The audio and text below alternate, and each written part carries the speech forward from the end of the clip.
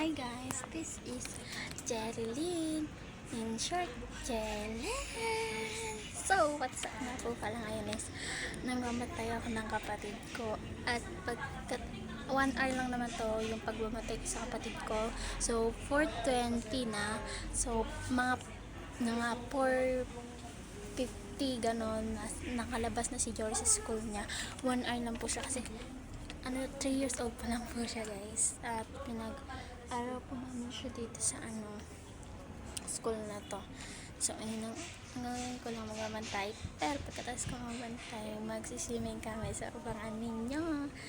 Pag nabiyahin na kami papunta ng school, mag-wait muna kami kay Joris, my sister, my sister mali my youngest sibling, yes.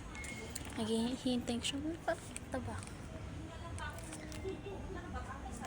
Naghihintay pa kami kay Joris. So, i-update ko kayo pang nagbibiyahe na kami papuntang swimming dahil matagal-tagal pa.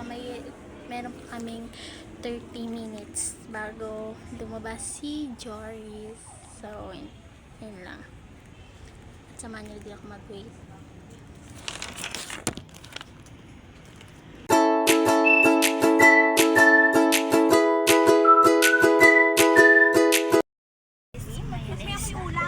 Yung kalamang. Nabiyahe na kami guys. Parang chicken spaghetti ata. Papunta swimming pool. Sa update ko kayo guys pag nandun na kami. So, yan naman guys.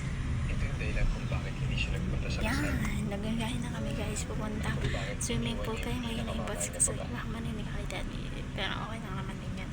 Kaya nasisya na kung mahina yung boses ko. Yun lang. In swimming pool guys. So, ito na yung update. So, nakaligo na kami lahat. Kakatapos lang namin naligo. Actually, look the beauties. Look at the view. Wait.